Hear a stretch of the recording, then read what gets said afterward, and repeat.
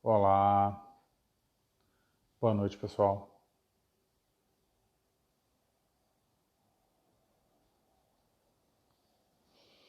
Olá Marcela, segunda live do dia juntos, né Marcela? Boa noite. Oi meu amor. Vamos pessoal começando a entrar. Hoje eu estava fazendo uns testes, Marcela, porque eu queria fazer um espelhamento de tela aqui na live e vi que era possível de algum jeito, mas apanhei até e não consegui. Por enquanto ainda não consegui, vou ter que me aprofundar nisso.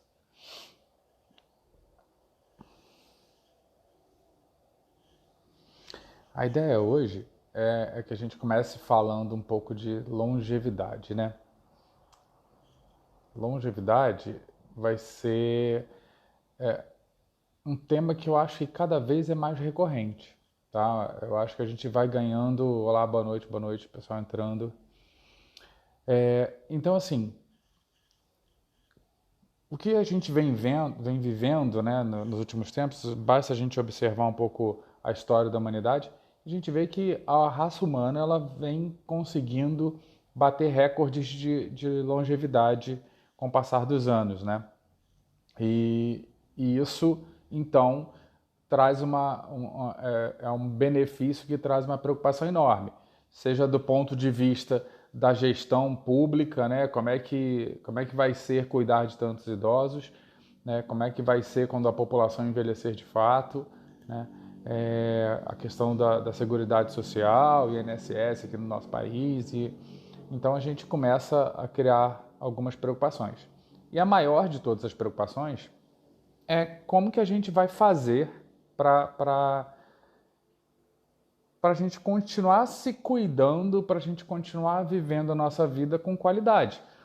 Uma vez que quando a gente pensa que não é só envelhecer, né? E que no cenário atual, quando a gente pensa em envelhecimento, é muito difícil a gente dissociar a ideia de envelhecer da ideia de adoecer, né? Então, hoje a gente vai falar sobre longevidade justamente com o objetivo de começar a despertar o máximo de pessoas possível para essa ideia do que é você envelhecer sem adoecer, né? E isso passa por aquela frasezinha que eu sempre falo, que são as nossas melhores escolhas, né? É entender um pouco do que você está fazendo. Então, assim, acho que agora é o momento para quem quiser clicar lá no aviãozinho, encaminhar para o máximo de pessoas possível, para a gente começar a discutir esse assunto. Quando a gente entrar no assunto, a pessoa já está acompanhando.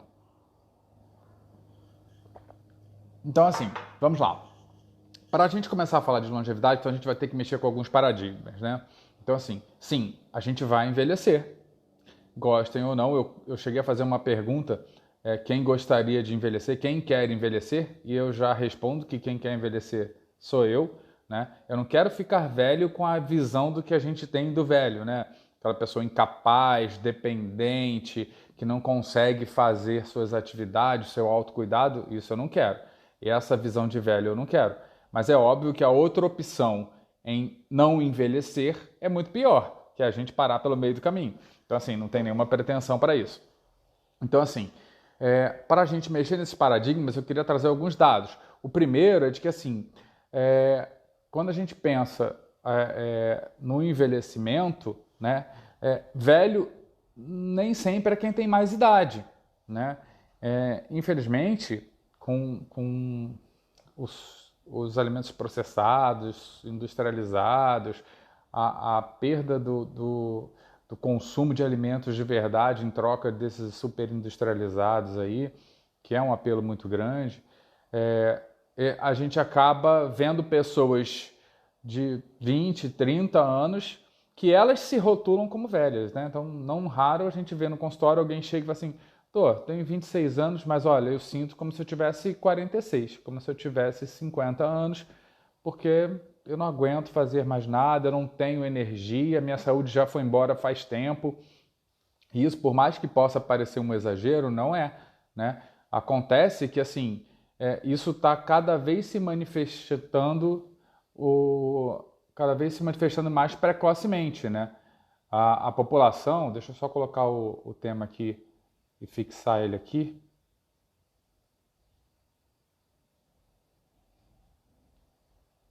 Pronto. Então, assim, com a mudança dos hábitos alimentares, do estilo de vida da população em geral, o que a gente tem visto é que as pessoas estão adoecendo cada vez mais cedo e não mais tarde, né? As pessoas estão começando a ter problemas cada vez mais precoces. Vamos falar, por exemplo, de câncer de intestino. Câncer de intestino era uma doença que, quando eu estudei na medicina, era uma doença que acontecia de 65 a 75 anos a manifestação, né? E hoje eu trato de pessoas que têm câncer de intestino aos 30 anos de idade. Então, assim, por que isso está acontecendo? Será que é a genética? Será que a nossa genética está desabando desse jeito? Né? Será que a nossa qualidade material genética degringolou de vez? Assim, eu não acho que seja isso, né? Na verdade, eu tenho certeza que não é isso. O que está acontecendo é o que a gente está, as nossas escolhas, né? O que a gente está fazendo na nossa vida, o que está trazendo para o nosso organismo, o que está sendo imposto, é que vai fazer com que a gente manifeste doenças que seriam só da terceira, quarta idade, se é que existe quarta idade, né? Mas assim, que agora estão começando a ficar cada vez mais frequentes, né? Então, assim, isso não acontece com câncer de cólon, isso acontece com todos os tipos de tumores, por exemplo, isso acontece com diabetes tipo 2, né? Era inadmissível a gente pensar, há 20 anos atrás, 25 anos atrás, quando eu estudava medicina, né, era inadmissível, estudava não porque eu estudo até hoje, mas quando eu estava na faculdade de medicina, era inadmissível a gente pensar que uma criança teria diabetes tipo 2. E hoje já está virando uma epidemia. Os Estados Unidos já está discutindo isso no nível de saúde pública porque está sendo cada vez mais frequente. E não se assustem se a gente começar a ver doenças do tipo infarto em crianças, em adolescentes, né? A gente já tem alguns casos de infarto em adolescentes, mas infarto sempre associado a algum outro problema, alguma outra alteração que justifique melhor. Mas começou a ter. Então, assim, não se assustem quando a gente começar a ver atendimento emergencial no hospital de crianças com angina, né? Adolescentes com angina. Então, assim, por quê? Porque a gente está destruindo a nossa saúde e agora desde muito cedo, né? Eu mostrei uma estatística na live passada falando que muitas crianças tomam refrigerante antes de ter o primeiro dente na boca, né? Então, assim, o que é isso? O que a gente está fazendo, né? Então, é hora também da gente, não sei se culpar seria a melhor palavra, mas é hora da gente começar a se responsabilizar por aquilo que a gente está fazendo. E sim, o que a gente planta, a gente colhe. Boas sementes, bons frutos, né? Então, assim, é por isso que a gente está fazendo todas essas lives. E na semana que vem, eu estou com um projeto ousado. Eu vou fazer 3 lives semana que vem, todas sobre obesidade. Então, eu já quero contar com vocês que estão assistindo aqui para a gente começar... E aí, Felipe, tudo bem?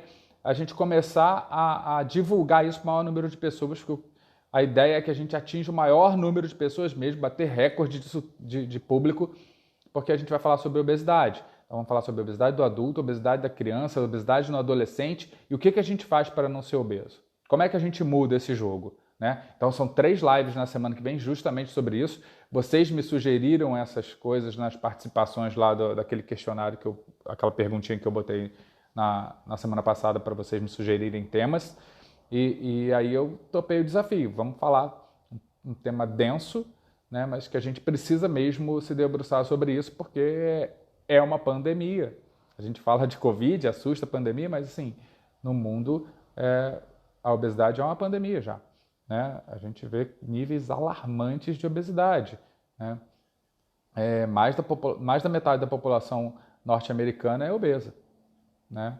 E, assim, isso, pelo amor de Deus, né? Se a gente olhar isso há 30 anos atrás, isso não era uma coisa imaginável.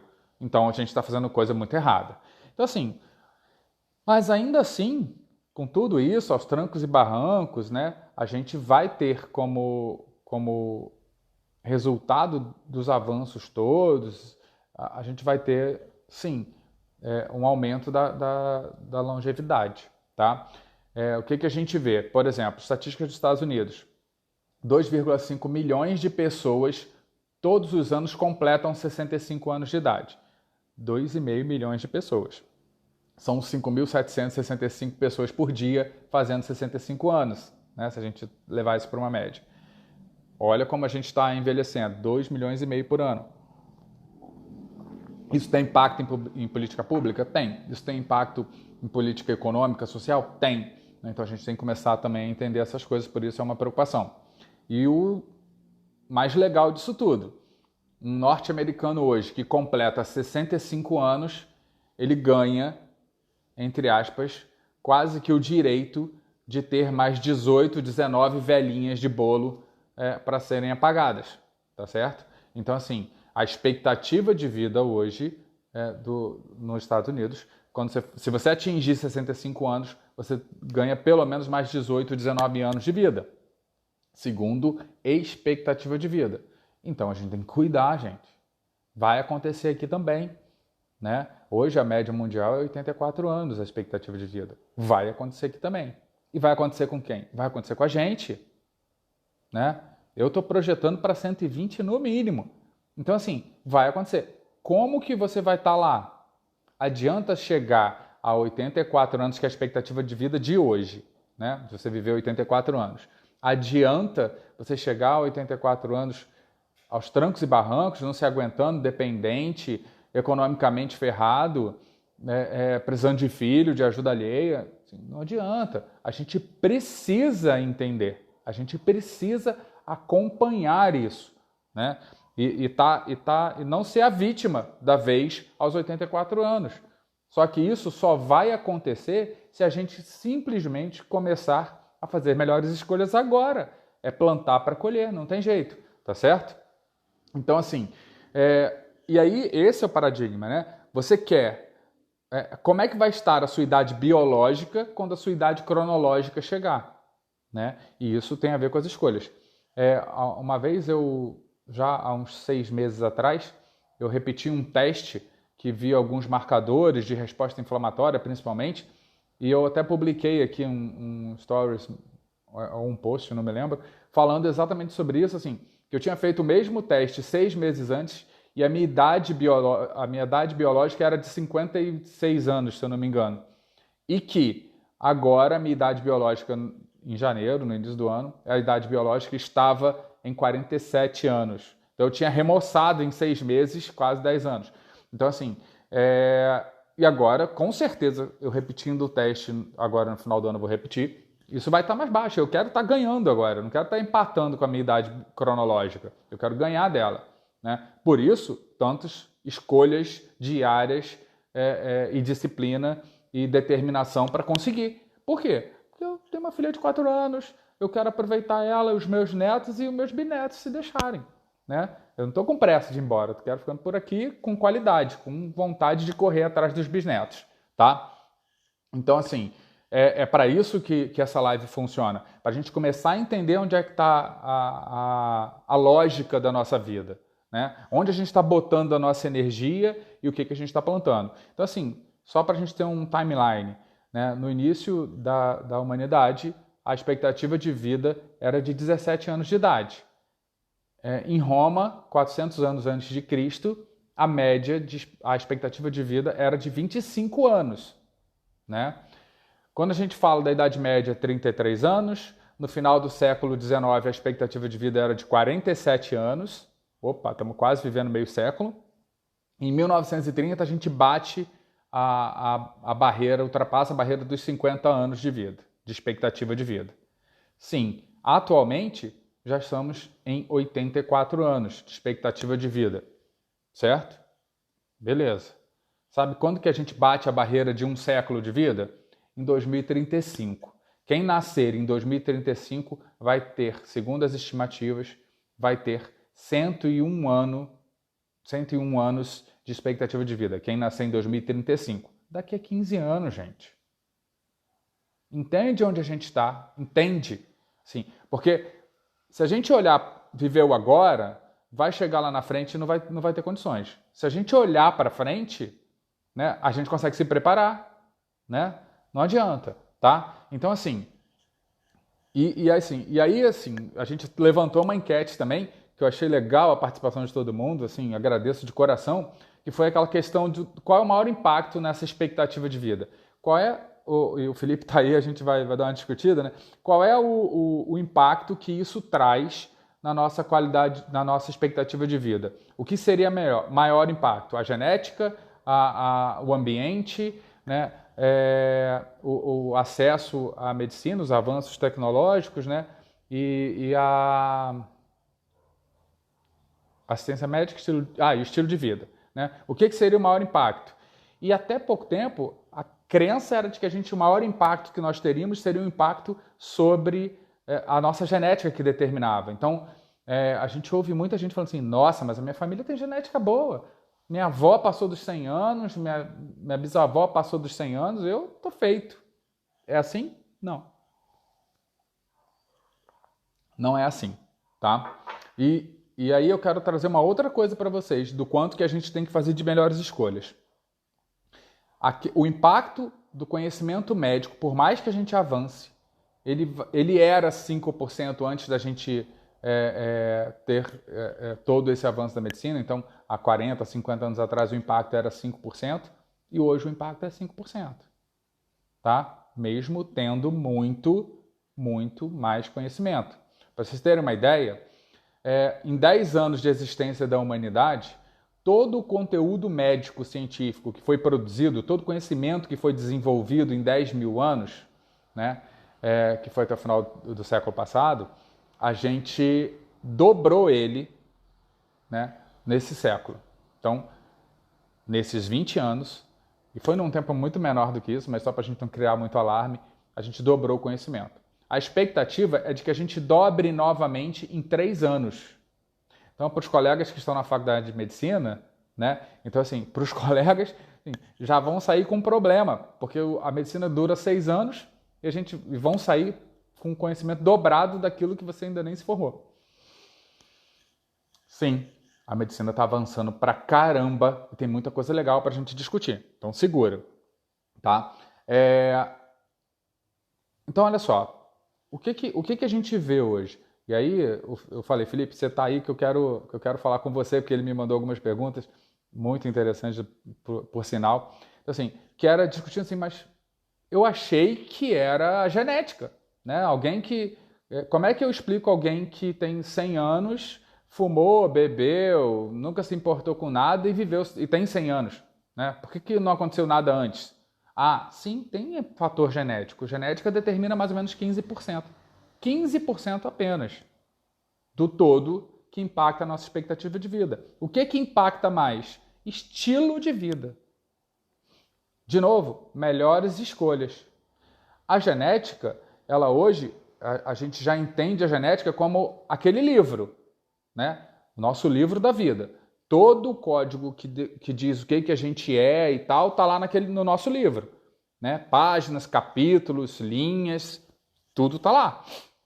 Só que existe uma coisa chamada epigenética. O que é epigenética? Epigenética, usando a analogia do livro, é o leitor. É o cara que interpreta o que está ali naquele código. Né? Epigenética é a parte que transcende a genética. A gente consegue manifestar genes bons ou genes ruins de acordo com o que a gente planta. Né? Então, assim, se a gente faz escolhas que ajudem em genes bons, genes, por exemplo, da metilação, tendem a ajudar a expressão de fatores de proteção contra tumores, por exemplo, contra doenças, postergando a nossa longevidade. Né? Se a gente começa a fazer escolhas ruins, gordura saturada em excesso, né? Poliinsaturadas, gordura, alimentação riquíssima em carboidrato, tudo isso derruba a nossa genética, porque aí a epigenética vai ser expressa para o lado negativo. Do que a gente está falando? Melhores escolhas. Né? Então, o estilo de vida impacta na genética. Olha como é que é intrincado esse sistema. Né? E, de novo, a questão do meio ambiente também impacta. né? Porque se você vive num ambiente estressante, você vive menos. Você está mais inflamado, você tem mais doença, você tem mais alteração, você tem maior expressão de genes ruins. Está tudo interligado. Se você é aquela pessoa ansiosa, preocupada, que não vive o dia de hoje, vive o dia de amanhã, pensando no problema de amanhã que você não sabe se vai ter, né? Então, assim, se você vive olhando para a bola de cristal sobre o que vai acontecer amanhã, como vai ser amanhã, esse estresse também vai te limitar, vai te trazer problema. Então, assim, gerenciar o estresse é fundamental. Gerenciar, cuidar do seu ambiente, as pessoas que estão perto de você. Nós somos resultado das 5 pessoas com que mais convivemos. Acho que todo mundo já ouviu falar nisso, né? Nós somos a média dessas pessoas. Então, em quem você está andando perto?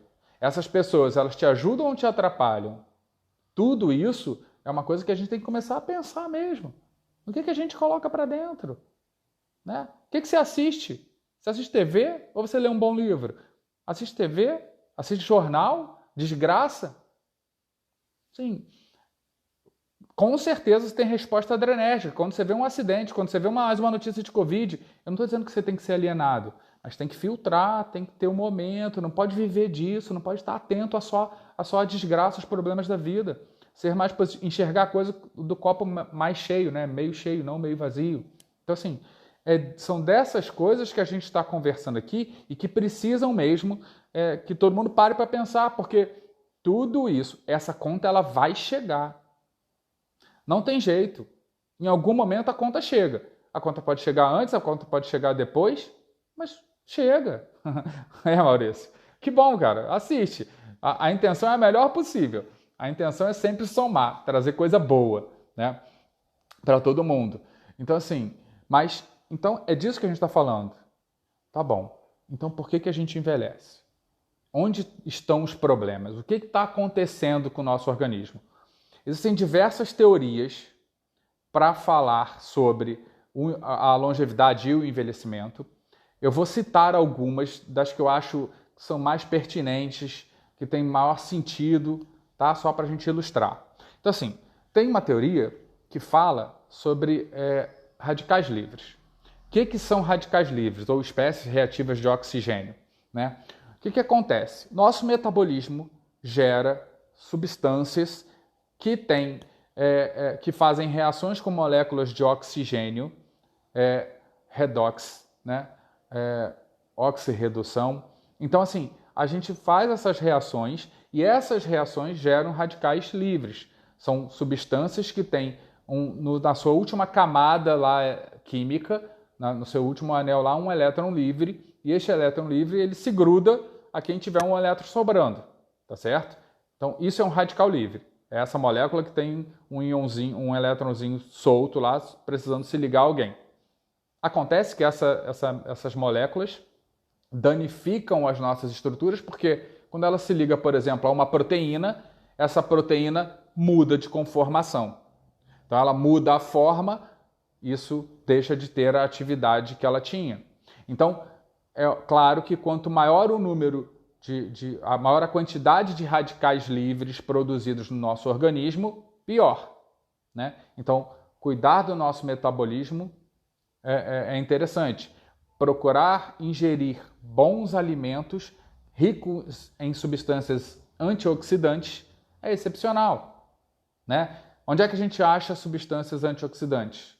Quer procurar? Procura o que a natureza te dá de mais colorido, né? Então, assim, frutas vermelhas, pimentões coloridos, tomate, tudo que tem cor intensa, normalmente é uma boa fonte de polifenol, é uma boa fonte de antioxidante, tá certo? Então, assim, essa afirmação de que a gente envelhece, de que a gente se aproxima do nosso fim por conta do acúmulo de radicais livres, tem embasamento, por exemplo, quando a gente olha e compara a bioquímica de alguns animais, que os animais que são mais longevos, as células deles têm um poder antioxidante maior, tem uma capacidade de reagir ao estresse oxidativo melhor, né? Produz mais superóxido desmutase, glutationa peroxidase, que são enzimas que reagem e combatem, são antioxidantes potentes, dos mais potentes que nós temos, né? e neutralizam essas espécies reativas de oxigênio. Vitamina, tem uma ingesta de vitamina C adequada, de vitamina E adequada. Então, assim, que são antioxidantes naturais e que a gente consegue sintetizar também no nosso organismo, a vitamina C, por exemplo, e que sim, fazem parte dessa resposta antioxidante, né, que protege a gente desses radicais livres e que tanto danificam o nosso metabolismo, o nosso organismo como um todo. E aí essa teoria diz que quando a gente acumula muito radical livre, a gente acaba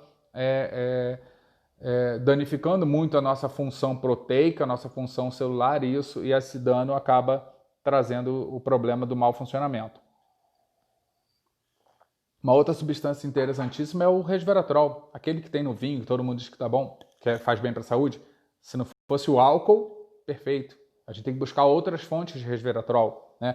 Uma outra teoria fala sobre das ligações cruzadas, explica muito bem o envelhecimento cutâneo, por exemplo, né? Que conforme a gente vai envelhecendo, o nosso colágeno da pele ele começa a sofrer alterações. Essas alterações levam ao encurtamento da fibra, perda de elasticidade, perda de função, e que isso explicaria o envelhecimento do corpo como um todo, porque a gente poderia extrapolar isso para outras proteínas. Colágeno é a proteína mais abundante do nosso corpo, tá?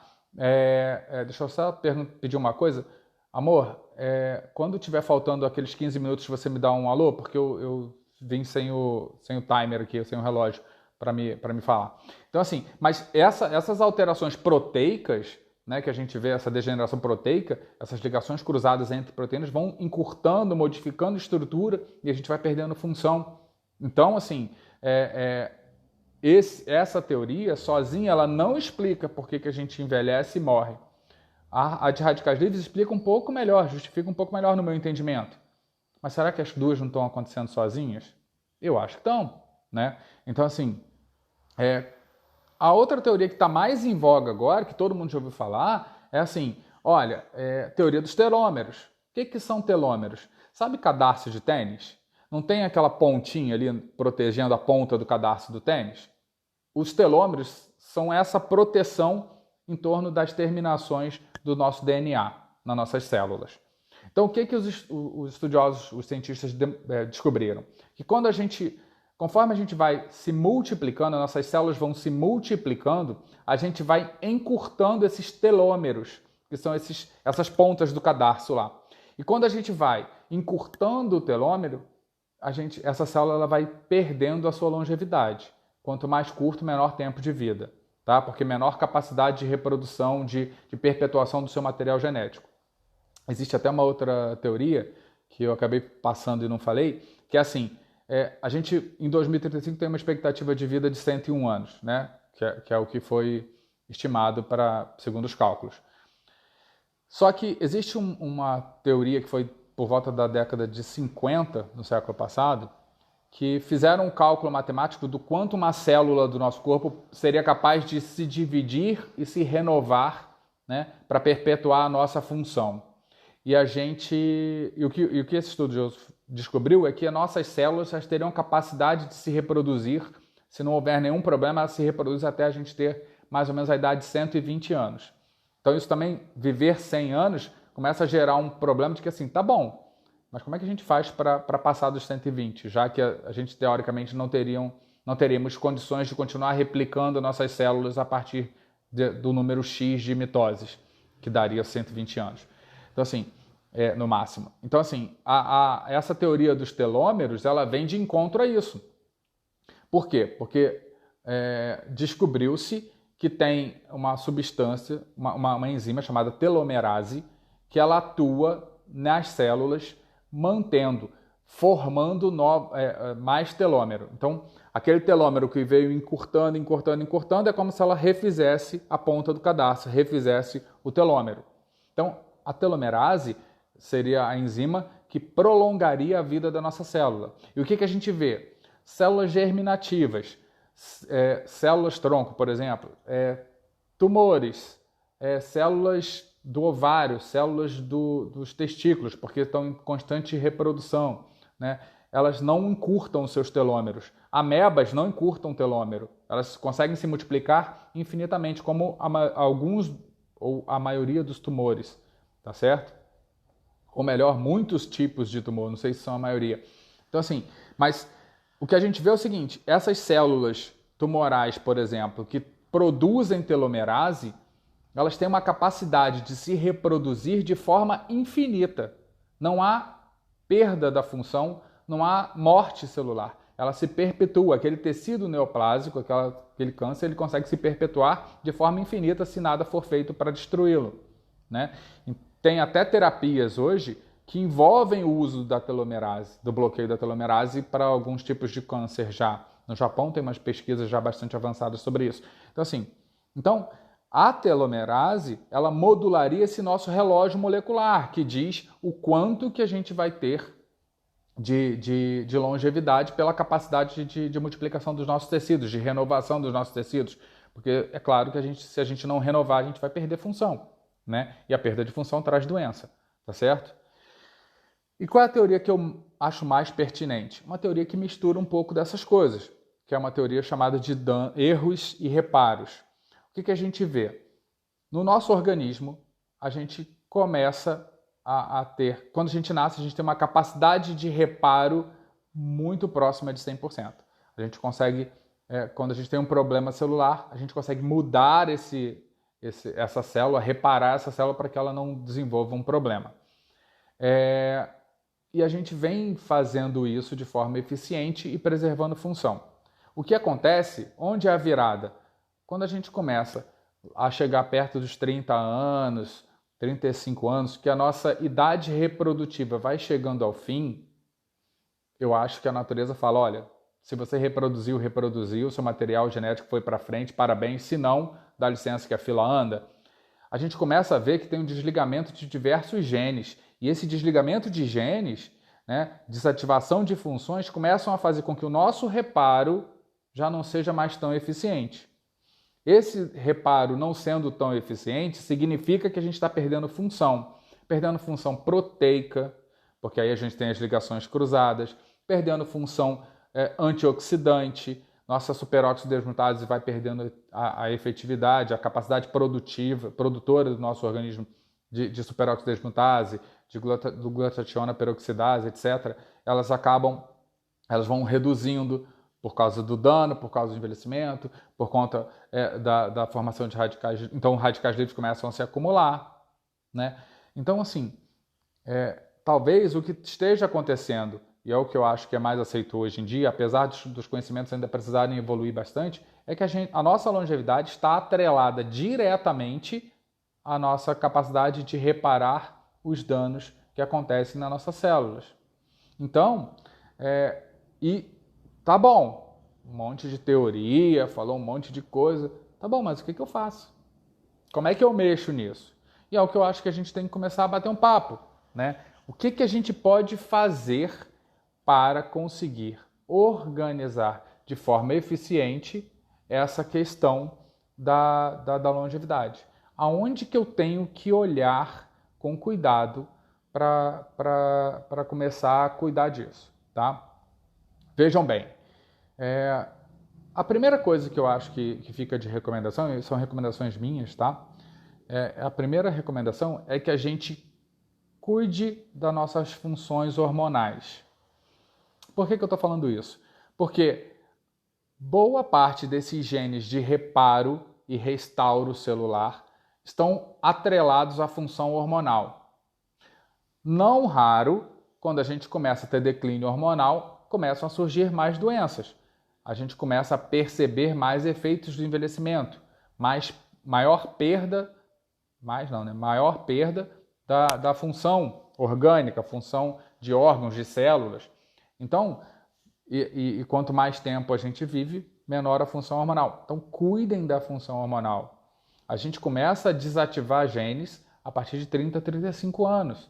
Então, olhem para isso para a gente poder eventualmente corrigir insuficiências, né? Isso é uma coisa que eu acho que tem que chamar muita atenção. Infelizmente, isso a gente tem que falar da nossa classe como médico mesmo, a gente explica o que a gente não entende com a justificativa de que a pessoa está ficando velha.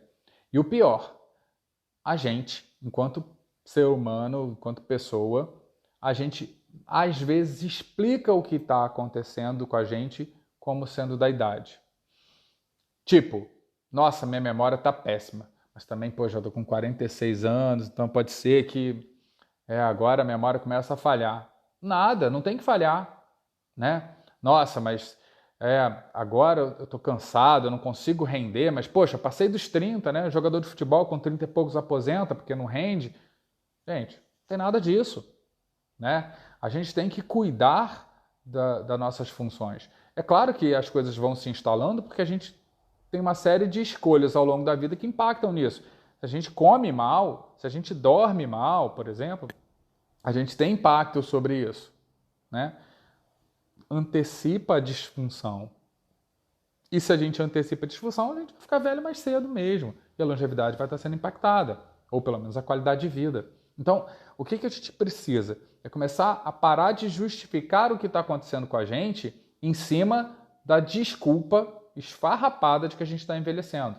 Porque é isso que a gente vê no dia a dia. Quantos colegas médicos meus eu ouço, e parece que depois que a gente fica atento a esse tipo de coisa, a gente começa a ouvir isso cada vez mais, mas quantos colegas falam, pô, cara, ó, não tô conseguindo render, assim, antes eu dava plantão e ficava bem no dia seguinte, agora eu dou plantão e tô arrasado, não consigo fazer nada, parece que caiu o mundo nas minhas costas, ou, não, nossa, cara, não tô conseguindo, fiquei impotente, tenho 45, 50 anos, estou impotente, né? Meu desejo sexual foi embora, libido? O que é isso? Então, assim, o que está acontecendo? O que está sendo sinalizado?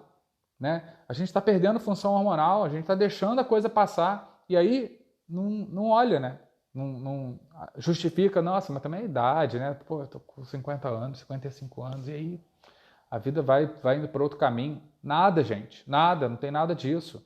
Se você cuidar, se você fizer as escolhas certas, se alimentar adequadamente, você vai conseguir chegar aos 50, aos 60, aos 70, bem, com saúde, com tudo para dar certo, tá? Então, assim, só que é lógico que tem que plantar agora. E essa questão hormonal, ela vem de muito impacto, né? Então, assim, mulheres, agora, anticoncepcional oral, por exemplo, ela, toda menina usa, e usa por muitos anos. Então, assim, será que isso faz bem? Eu acho que isso é uma bomba. Tem que buscar outra forma, né? Esses hormônios, só para a gente ter uma ideia, eles são hormônios que, quando eles se ligam à nossa célula, eles demoram muito tempo para soltar a célula, então ele fica hiperestimulando. E isso tem um desgaste no nosso metabolismo, isso ferra com tudo. Então tem que buscar outro jeito, né? Para não engravidar, ou para controlar os seus hormônios, ou para diminuir sintomas de pré-menstruais. Existem outros jeitos, né? Então, assim, cuidar da função hormonal. Então, esse é o primeiro item, porque é a partir daí que a gente começa a adoecer. Nossos hormônios vão deixando de ser produzidos ou deixando de ser utilizados, porque depende de cada hormônio, de cada caso, mas a gente tem que olhar para isso. E a gente vai justificando, nossa, mas estou trabalhando muito, nossa, mas é porque eu estou envelhecendo, nossa, mas é porque eu não tenho tempo para nada. Gente, olha para os seus hormônios, porque isso faz diferença, tá? A outra coisa, controle de estresse, é aquilo que a gente bateu papo ainda agora. Não dá para viver o tempo inteiro dentro da panela de pressão, porque esses mecanismos de estresse lá no nosso cérebro ativam uma via hipotalâmica que vai finalizar produzindo mais cortisol. Cortisol é o hormônio do estresse, junto com a adrenalina. Então, assim, isso altera as nossas bactérias boas intestinais, a gente começa a ter desbiose intestinal. Isso altera a produção de insulina e a sensibilidade da insulina, a gente começa a ficar com resistência à insulina. A gente altera a nossa resposta imunológica, então a gente começa a ter problemas com a imunidade. Vejam, e tudo está onde? Porque a gente selecionou mal o ambiente, a gente selecionou mal as pessoas que vivem com a gente, quem está em volta, quem são as pessoas mais próximas. Então, assim, a gente reclama demais, a gente começa a achar que tudo é uma dificuldade. Tem gente que, sabe aquela hiena do ó vida ao azar? Tem gente que é o tempo inteiro assim, né? Tá sempre procurando o próximo problema, resolve o problema e fala assim, nossa, mas agora aí tem outro, né? Parece que entra nesse ciclo vicioso e não sai. E aí, daí a gente está suscetível à depressão? Tá, mais suscetível à depressão. Por quê? Porque a depressão é uma alteração que cursa junto com uma alteração da desbiose intestinal, com resistência insulínica, com fadiga cerebral por conta de estresse crônico, fadiga de neurotransmissores. Então, assim, a coisa está toda interligada, gente.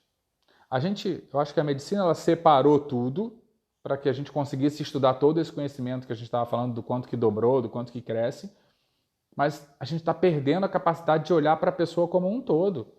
A pessoa não é um fígado, a pessoa não é um olho, a pessoa não é uma próstata, nós somos um ser único, né? Com tudo funcionando interligado. E a gente começou a desmembrar essas pessoas e agora a especialidade não acha mais quem é a pessoa, só acha que é o cérebro, né? E aí faz, por exemplo, antidepressivo para recaptar inibir a recaptação de serotonina, por exemplo, porque a serotonina está baixa, porque os estudos mostram que depressão tem serotonina baixa. Ah, tá bom. Só que não faz nada para combater o estresse. Quando o nosso corpo está sob estresse, ele está querendo reagir contra uma ameaça. Você acha que é importante para o corpo fugir do leão ou ficar feliz que o leão está vindo atrás? Pegar. É fugir do leão. Você acha que ele vai começar a produzir mais serotonina se você está num ambiente de estresse? Não vai. Então não adianta só, em alguns casos, é claro que adianta o antidepressivo, mas esse antidepressivo tem que vir acompanhado de um monte de coisa, desde a alimentação. Não adianta não ter oferta de triptofano e esperar que vai ter serotonina. O precursor não está lá, não vai. Né? Então, assim, essas coisas que a gente para de entender quando a gente vai para a subespecialidade e que a gente acaba desconectando e não consegue beneficiar os pacientes. Quanta gente toma antidepressivo a perder de vista, sem entender e sem melhorar. Porque não está fazendo o que tem que fazer, né? Não está abordando como um todo, não está entendendo a causa, está entendendo o sintoma. Está depressivo. Tá, depressivo. Qual é o sintoma? Depressão. Qual é a causa? Aí tem que pesquisar. Não dá só para dar o antidepressivo, porque não resolve. Não resolve, tá? Outra coisa, atividade física regular. Não é para ser bom, é para ser feito. Atividade física tem que ser feita com regularidade. Não adianta pensar que a gente vai ter um metabolismo ativo, produzindo nossos hormônios. Nosso sistema muscular é um dos maiores sistemas endócrinos do nosso corpo. São eles que regem, por exemplo, a nossa função metabólica, o nosso gasto de energia. Tem gente que acha que tem que perder peso. Né? Semana que vem a gente vai fazer 3 lives sobre obesidade. E a gente vai derrubar essa história da dieta, pelo amor de Deus. Não tem que perder peso, tem que ganhar massa muscular. Se não ganhar massa muscular, não queima, não muda o metabolismo. Não adianta perder peso por restrição calórica, porque aí vai perder massa muscular. Semana que vem a gente tem muito para conversar, são 3 lives justamente por isso. É muita coisa para a gente conversar. Então, assim, mas atividade física e longevidade caminham juntos. Não dá para pensar em fazer separado, não dá. Então, assim, qual é a atividade física boa? Aquela que é boa para você, sabe? Para o carro uma quadra antes, sobe um lance de escada em vez de pegar o elevador. Atividade física. Não precisa ser exercício, ficar sarado, não. Atividade física é botar o corpo em movimento, é não perder massa muscular com o envelhecimento.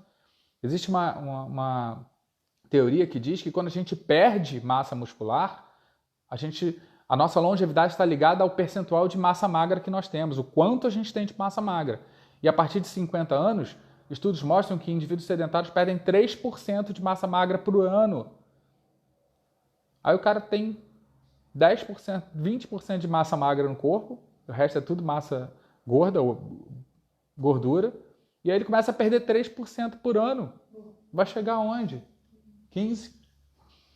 Não tem pergunta? Não. Tá. Estou perguntando aqui, a minha esposa está me avisando aqui. Então, assim, e aí, se você tem 15%, perde 3% por ano, você acha que vai viver até os 100 anos? Não tem jeito. Não dá para esperar o pronto, entendeu? Tem que ir atrás do que a gente está querendo fazer, né? Outro item importantíssimo, tem que dormir bem, tem que dormir adequadamente, tem que dormir cedo. Não dá, assim, Eu, durante muitos anos, acho que esse monte de cabelo branco aqui, barba branca, né, tão precoce, desde os 40 eu já estou assim, muito desse cabelo branco tem a ver com o estilo de vida. Eu dormia muito pouco. Na época de formação médica, um pouco depois, durante a residência médica em cirurgia, eu passei meses e meses dormindo 4 horas por noite. Então, assim, isso tem impacto. Você acha que eu não estou colhendo hoje? Claro que eu estou aqui, toda branca. Então tem que dormir adequadamente. O que é dormir adequadamente? No máximo até as 11 da noite tem que estar na cama dormindo. Para que a gente possa ter pico de sono, que a gente consiga inibir a pineal, desligar a glândula pineal por conta do pico da melatonina, e essa glândula pineal no dia seguinte consiga ter energia suficiente para gerenciar toda a produção hipotalâmica hipofisária de hormônios. Olha de novo o hormônio voltando, porque dormiu mal. Assim, não adianta, tem que dormir até as 11 da noite, no máximo. O ideal é às 10. Para isso, tem que jantar cedo. Não adianta encher a barriga, comer um bifão à noite, proteína animal à noite, de jeito nenhum, só ovo no máximo. Para que a gente tenha uma boa digestão, para que a gente consiga fazer isso de forma que a gente induza o sono REM no momento certo para conseguir produzir os hormônios certos. Então tem que dormir. Ah, mas eu não durmo. Então, assim, busca alguém para te orientar, para te ajudar com indutores de sono, sem remédio controlado, nada disso. Busca alimentação, bons hábitos, exercício, para que a gente consiga gerenciar o seu sono e você possa dormir melhor. Não tem jeito, né? Outra coisa, restrição a carboidratos. Todo tipo de carboidrato, não. Se você for numa consulta comigo, você vai ver que eu vou te passar carboidrato para você comer. Porque carboidrato pode te emagrecer. Qual carboidrato? É aí que está a diferença. Carboidrato simples te aproxima da morte. É morte lenta, né? Tem um colega que ele fala que biscoito passa tempo é porque o tempo passa mais rápido e você morre mais rápido. Então, assim, o biscoito, né, assim, o carboidrato simples, ele vai fazer com que você tenha uma alteração metabólica, síndrome metabólica, como última análise, para a gente encurtar um pouco essas vias, todas essas vias são complexas. Na semana que vem a gente vai falar bastante disso, mas síndrome metabólica é igual a mais infarto, mais derrame, mais AVC, mais disfunção endócrina. Então, assim, não tem outro caminho. Está tudo interligado. Então, a gente precisa cuidar do que a gente está comendo. Carboidrato simples, refinado, açúcar, sacarose, aquele açúcar que a gente compra lá em pó, lá refinado ou não tem que sair da dieta. Não tem que estar. Tem que corresponder ao máximo de 15% do que você come no dia de carboidrato. O resto tem que ser carboidrato complexo, que modula o seu metabolismo, que faz com que as coisas funcionem melhor, tá? Dosagem de melatonina. Alguém pediu, né? Ah, ainda está aqui, legal. Sérgio, né? Beleza. Dosagem de melatonina, Sérgio, depende de para que você usa, né? Qual a indicação? Ah, eu vou tomar melatonina para sono. Aí tem que ver algumas coisas hormonais, como é que está os seus hormônios, mas a dose varia muito. Tem pacientes que a gente vai fazer 0,1 miligrama e tem pacientes que a gente vai fazer 30 miligramas. É para todo mundo? Não, não é. É para quem, por quê e por quanto tempo, tá certo? Então a gente precisa buscar a causa de por que você está precisando dessa melatonina. Porque eu posso usar a melatonina como antioxidante, é um potente antioxidante. Ajuda pra caramba na detoxificação hepática. E aí o uso dela é de dia, o uso dela não é de noite. Eu posso usar ela como adjuvante para alguns tipos de tumores. E aí a gente tem um outro uso numa outra dosagem, entende? Então eu não consigo te dar uma dose pronta para dormir. Então assim, para a indutora de sono, 1 miligrama resolve. Só a melatonina? Não, aí você tem que ter a melatonina com selênio, com zinco, em dosagem adequada. Tem que ter higiene do sono. Não adianta tomar melatonina e ficar no celular. Tem que apagar todas as luzes do quarto, desligar a tela 1 hora antes. Aí você vai conseguir o benefício da melatonina. As pessoas tomam melatonina, vão para a cama no escuro e ligam essa telona azul lá do celular. Não vai dormir, não vai ter pico de melatonina, não vai ter um sono REM, não vai inibir a pineal para que ela descanse lá 2, 3 horas, que é de 1 às 4 da manhã o ideal. Por isso tem que dormir às 10. Então, assim, não inibe, não descansa, a pineal não vai conseguir produzir seus ATPs para se renovar para o dia seguinte. No dia seguinte você está acabado. E a gente está nessa coisa, dormir em quarto completamente escuro, Ana. Completamente escuro. Sabe aqueles LEDzinhos da TV? Passar fita isolante, fita preta neles todos, ou tirar da tomada, né? Isso faz toda a diferença, principalmente se a luz for azul. A luz azul é pior, a luz vermelha é melhor, tá? Então, assim, é menos pior. E a amarela, a âmbar, né? Menos ainda. Existe uma coisa da tecnologia, tá mudando essas cores de LED justamente por isso. Mas é uma coisa para mais para frente, né? Talvez você veja isso aí primeiro do que a gente, Ana. Mas aqui a gente ainda está engatinhando, né? Então, assim, tem que ter o cuidado de fazer uma boa higiene do sono para conseguir ter o benefício da melatonina. Se você é jovem, você produz melatonina. Não precisa tomar melatonina. Você produz. Só que aí você tem que fazer as coisas para dar condições para o seu organismo funcionar. A gente não foi feito para viver com luz assim. Não fomos feitos, né? A nossa biologia não é para isso. A nossa biologia é para escureceu, vai para a cama, vai para a caverna e dorme, né? E a gente vai cada vez dormindo menos, né? Vai cada vez dormindo menos. Então, assim, outro item importante, além dos carboidratos refinados, é a gente cuidar das nossas vias de detoxificação. Hoje, e vocês vão me ver falar disso também na semana que vem nas três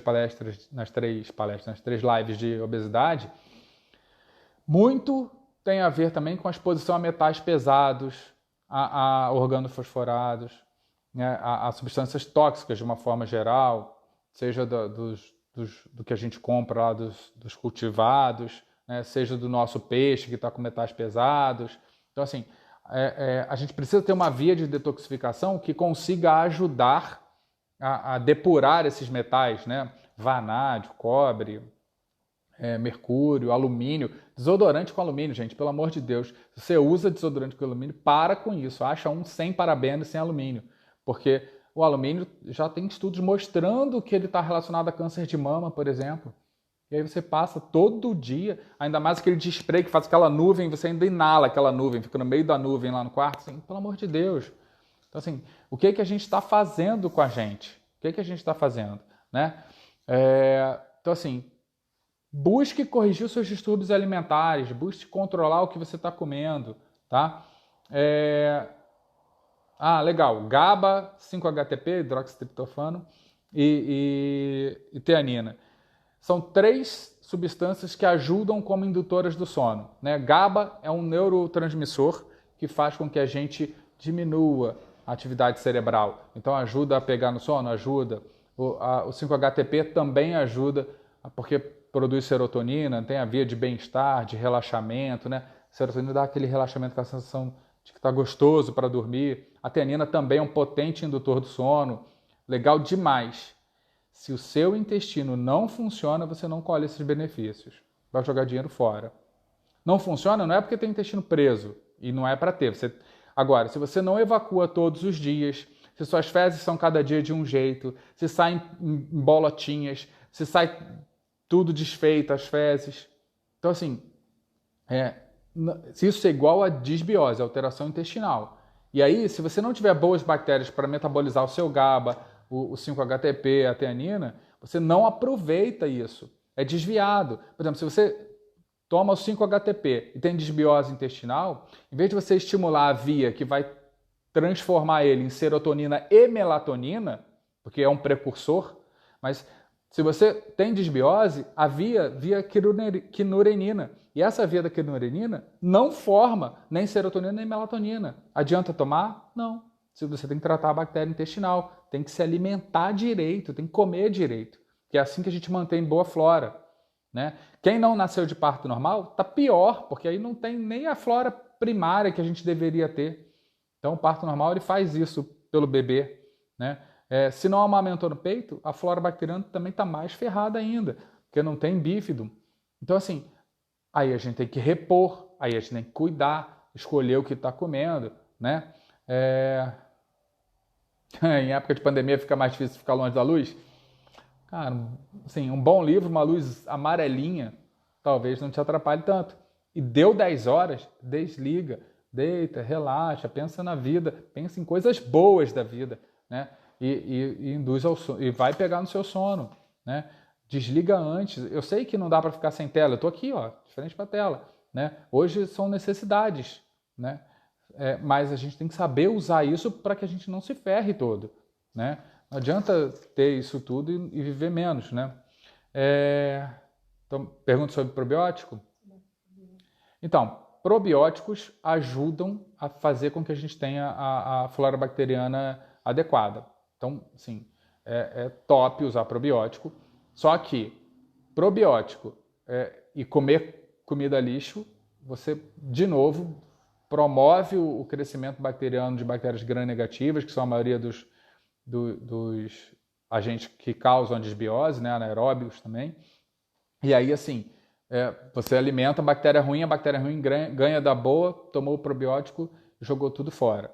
Né? Tem que tomar? Ainda assim, eu acho que tem que tomar. Né? Mas se você quiser o benefício de fato, você tem que trocar fazer melhores escolhas alimentares. Não sei se é o caso de quem perguntou, mas fica para todo mundo assim essa questão de fazer melhores escolhas.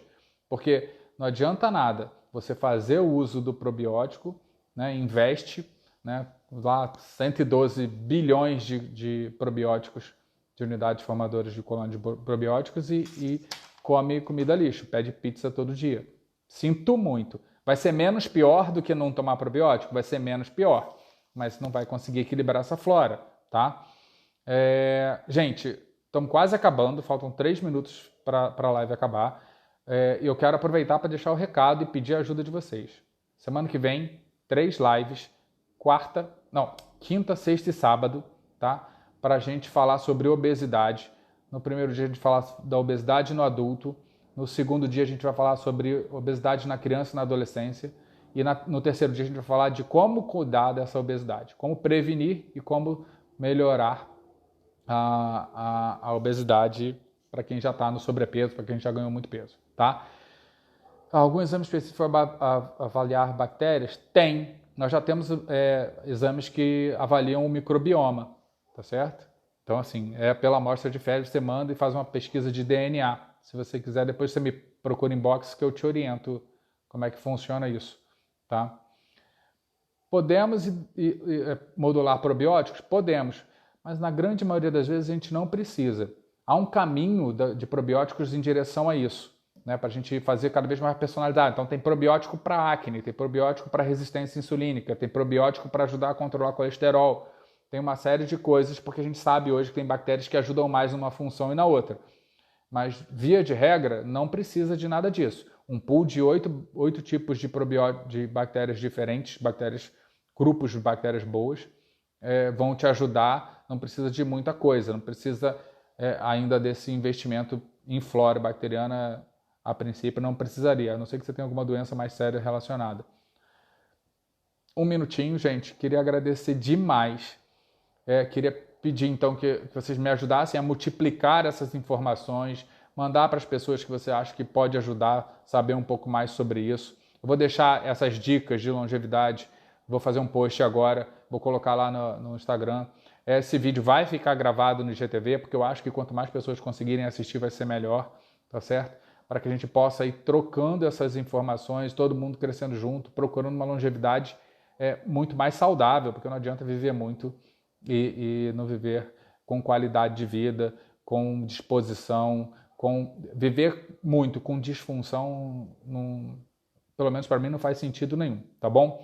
Queria agradecer de coração a todo mundo aqui, foi uma satisfação tê-los aqui, espero que a gente volte a se falar lá na quinta-feira, que aí a gente tem muita coisa legal para falar, assim, não percam, estou produzindo esse material com muito carinho. Talvez a gente faça isso pelo YouTube também, para eu poder compartilhar a tela. Eu estou vendo isso aqui de estrutura, como é que tem que aprender tecnologia um pouquinho, mas a gente vai tentar fazer isso para poder alcançar o maior número de pessoas possíveis, tá bom? Fiquem com Deus. Semana que vem a gente se encontra de novo, tá? Cuidem-se e façam melhores escolhas. Um beijo no coração de todo mundo.